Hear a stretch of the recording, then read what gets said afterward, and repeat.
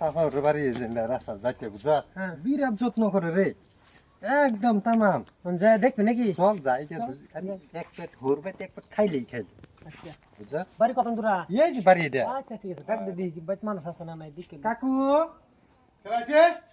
আমি জামাই হ্যাঁ বেটা। আসসালামু আলাইকুম ওয়ালাইকুম সালাম। কি লিগা? এই যে আমার বাগনা লগে লইছি আন্ডার লগে লক করে তো তোর বাইক না লইছিস আমার কিছে?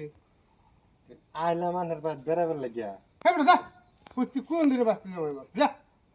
কাকু কি বদলে গেল নাকি? যাই বেটা গাড়ি ধরে ধাক্কা দেওয়ার কারণ এই করে। নুরুল, এটাই তোর চাচা হোক? ও এই কি করছিস? কি কর? যা। যা। কি আর বাস করে যা।